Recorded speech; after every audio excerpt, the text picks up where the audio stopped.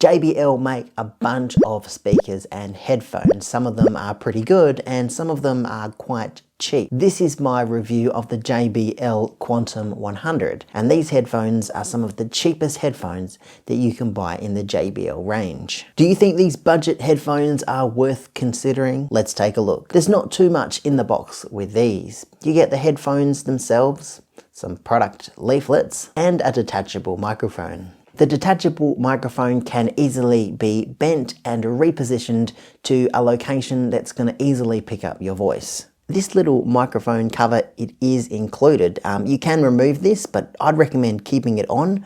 But if you don't like the look of it, it's pretty easy to take off. The mic arm, it just sticks right into the side of the headset here, and it only goes in one way. I do actually quite like the way these headphones look. I like the color theme and the JBL logo being etched into each side. The ear cups themselves are marked in orange for left and right. You can also see this orange wiring that fits quite well with the look. Picking up these headphones, you can tell straight away that these are budget headphones. The plastic feels cheap and it also feels very light. Of course, you can't really tell how durable something is just by picking it up and looking at it, but to me, these headphones don't feel particularly durable.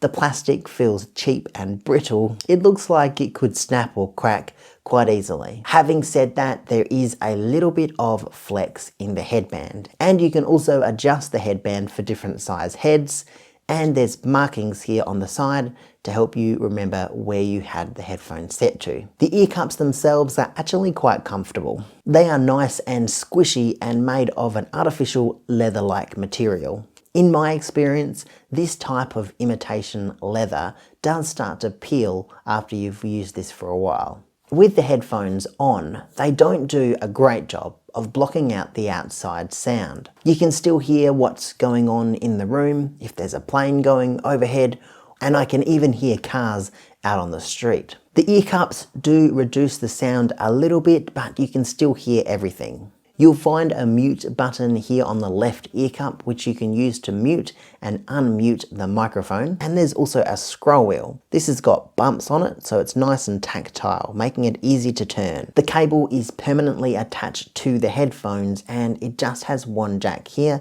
that plugs into whatever device you're using. This should work fine with mobile phones and laptops, but if you're plugging into a desktop computer, for example, where there are two inputs, one for headphones and one for microphone, you may need to use a splitter to get this headset to work properly. Now, in terms of audio quality, if you wanted to use these headphones for listening to music, I wouldn't recommend it. The sound quality is average at best, and you can't expect too much from these since they are a budget headset. Let's test out the microphone. This is what the microphone sounds like on the JBL Quantum 100 headphones. What you're hearing right now was recorded directly from the Quantum 100.